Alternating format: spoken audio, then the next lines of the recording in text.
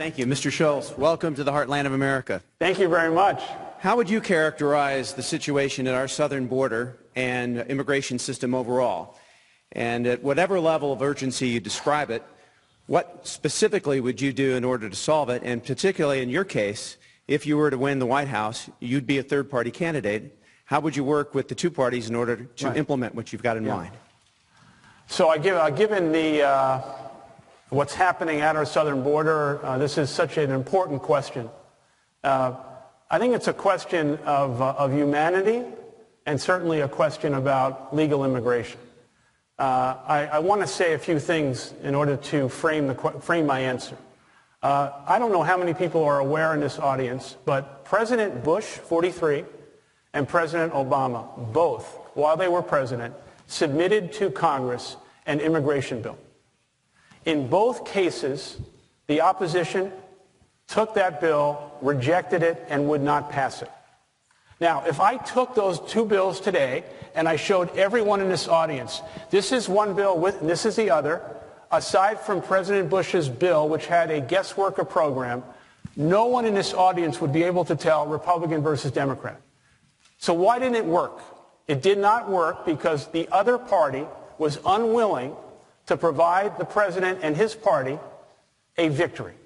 And that is the problem that existed then, and that is the problem that existed now. I can promise you that Nancy Pelosi, under any circumstances, will not give President Trump a victory on immigration. Now, in terms of the answer to the question, I have gone down to the southern border, to McAllen, Texas. I've seen it firsthand, and I want to share with you what I saw. And what I saw, in my mind, is a fracturing of American values and a fracturing of humanity. We should not be stripping mothers and fathers from their children, and we should not do anything that even comes close to what happened a long time ago, where we put people in internment camps. That's what it reminded me of. Now, the issue that we have to recognize is this. President Trump is correct, and the Republican leadership is correct, that we need fierce, strict levels of control on that border to keep bad people from coming in. Illegal immigrants should not come in. I don't want to get into a wall or anything, but I agree we should fund whatever we need to do to secure the border. I get that. Now, the humanity issue. No, one more thing. The Democrats are not correct. We should be funding ICE and giving them all the tools and resources they need to secure the borders and arrest the bad people.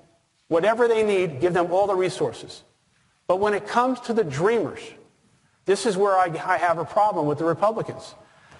Our country is based on immigration.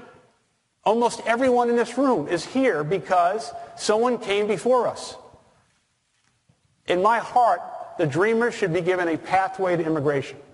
Now we have the second issue, 11 to 12 million people who are here unauthorized. What should we do with them? Many of them are here because they came here and their visa expired. They didn't cross the border. We just need a better visa process. We're not going to send 11 million people back. Now, it takes 7 years to get a green card and get legal immigration, become a citizen. Let's find a pathway for them. And then lastly, the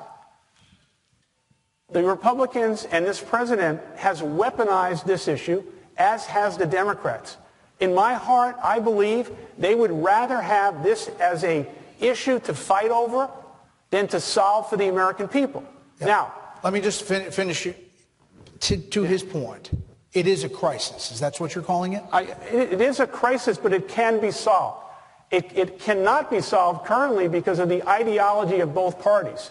But if I was fortunate enough to become president, this is what I can promise you. I'm about accountability. I'm about results.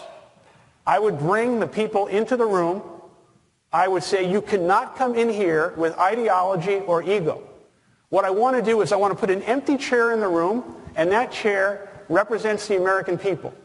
And we're not going to leave the room until we solve the problem for the American people. The problem that we have with both parties, the American people are not in the room. I'll tell you who's in the room. Self-interest, ideology, self-preservation, and their ability to get reelected. They spend more time on both sides raising money to get reelected than they do solving our problems. It's time to change. All right. We're going to see some... I want to bring in Brett Baer and Martha McCallum. They're joining us live from Kansas City. In just over an hour from now, they'll be moderating a town hall with former Starbucks CEO Howard Schultz. Brett and Martha, I want to first get your reaction to this.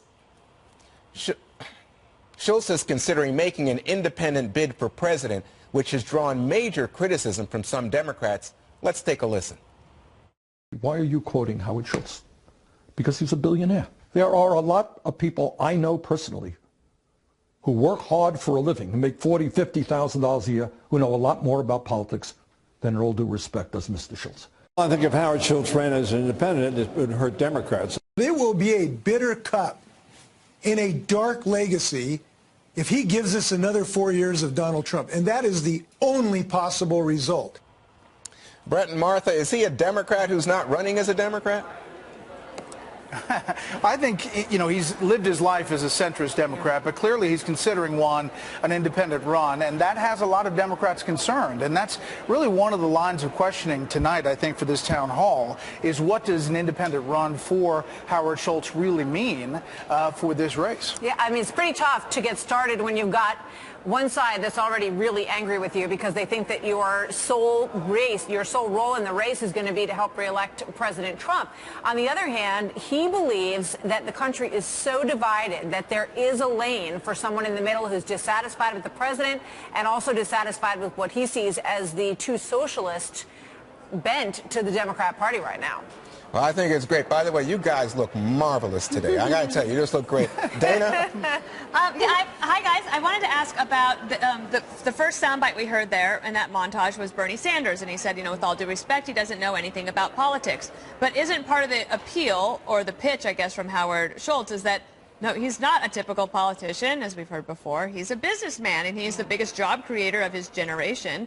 And how do you think he'll draw that contrast tonight between an amazing economy under President Trump, and what would he possibly do to make it better? Yeah, I think that he sees himself as somebody who came up from nothing. He says he was raised in the projects in New York City and built his business, so he sees himself as a self-starter. I think he bristles at any comparison to President Trump because he sees them as two very different people. But I think that the model of a businessman who believes that he can make a success as president and also at the economy is a model that has been established in this country now. Whether or not somebody can repeat it coming from a different angle remains to be seen. And the other thing to point out is in this town hall tonight here in Kansas City, we have Democrats, independents, and Republicans, and they have a wide variety of concerns, but many of them want to ask about the economy. So it'll be interesting to see how he fields some of these questions from residents here. I can't wait to watch it. Yeah, and now you get to step into Waters' world. Welcome to Waters World, ladies and gentlemen. I wanted to know if you've been practicing, Brett. I like the hand motion. I'm wondering if the Democrats, in your opinion, risk demonizing a guy like Howard Schultz because he wasn't given millions of dollars. He came up in the projects. He worked his way up to become CEO and earn this money the right way in America, and to go after him like he just had a silver spoon in his mouth, don't you think goes against everything that the Democrats say they believe, hard work, pulling yourself up from your bootstraps?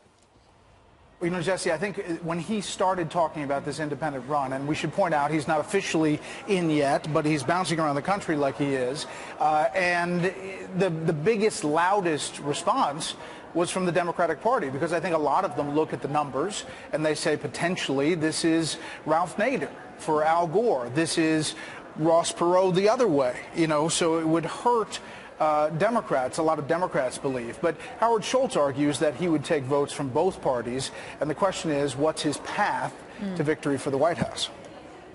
Kennedy? Yes, I'm really curious about third parties and their influence on the presidential debates. Obviously, someone who has billions of dollars has very different resources for getting on the presidential debate stage, and it also seems like voters have a larger appetite for different and independent voices. How does Howard Schultz get on that stage? Yeah, I mean, that's one of the biggest questions for him, Kennedy, and I think that he sees time is on his side, and he is not planning, I don't think, to declare until he feels good and ready to do so based on what he sees going on in the landscape in the Democratic Party, for sure. But when I did ask him that question at an earlier conversation about, are you going to just bypass all of the debate process? And he said, that remains to be seen. So, I don't know how you can get yourself on the map if you don't participate in some of these stages along the way. I also think it's interesting to remember that essentially President Trump was sort of an independent candidate in the early going. He had been a Democrat. He decided to run as a Republican, decided to run within the system, and you asked him in that first debate, will you back the Republican candidate if it isn't you? And he said, no, I really can't promise that. So I just think it's fascinating to have a gathering tonight of Republicans and Democrats and independents who are looking at someone who believes that there's a way to cut a path, which has traditionally been incredibly difficult to cut. But one thing we've learned in recent politics is that there are a lot of surprises out there. Tom Shalhoub. I'm wondering if anyone's asked him about a pledge to take it all the way to the end. If he starts running, my question is, would he run as a second Democrat, get a following, and then throw his support to the eventual Democrat? I wonder if he'd be willing to say, I'm taking it all the way to the election. Yeah, I think we'll get down a little bit of that road. I don't want to say too much about our questioning, but I think there'll definitely be those questions about where he's going to be. Remember, a lot depends on who gets in this race. Joe Biden, does he really get in? Does Mike Bloomberg, if Joe Biden doesn't get in, does he get in? This hall here is very beautiful, and we have great people from Kansas City, but we wanted to maybe throw him off his game. We were thinking about maybe Dunkin' Donuts coffee for everybody, but we decided against that. I did hear that he stopped at a Starbucks on his way into town this afternoon, so he didn't make it to Dunkin' Donuts. I don't think we can bet on that. All right, Dana had a follow-up. I just had one other question, which is, we know from the 2018 midterm elections, and even you could go back farther than that, and recent Fox News polling, that the #1 issue for people of concern is health care. We know that the president brought that up this past weekend, that the Republicans need to be the party of health care, though that might be after 2020 when they finally do a bill. But Howard Schultz has a different approach, and one of the things he did in his business was to say, have to convince his investors and the board that we are going to give health care to all of these employees. Is that something you expect to tackle tonight, to try to figure out a way for Americans to come together to solve these problems? Because the anxiety people feel and the concern they have about possibly having to go bankrupt because of an unexpected illness or health emergency is really quite stark. Yeah, I mean, I know you interviewed Howard, Dana, and we looked back at that, in preparation for this as well. He has given a lot of very broad benefits to employees at Starbucks, and, we're going to look at how that translates, the possibility of how that translates to governing in the United States. But, he firmly believes that there's so much disenchantment on both sides of the political aisle that there is a way to broker a consensus, which... looking at politics right now is just really difficult to imagine how you do that. But that's the vision that he has right now. And if he thinks that he can make it happen, he's likely to run for president. The other thing is that, this is a potential candidate, one of the only in the field so far. The president's not, and Democrats so far are not, spending a lot of time talking about the national debt and deficits. You balance that concern with providing health care for everyone, and somehow the dollars don't add up. So that is a line of questioning that I think is important. Well, we're looking forward to watching tonight, 6:30 here on the Fox News Channel. Bret Baier, Martha MacCallum interviewing Howard Schultz of Starbucks.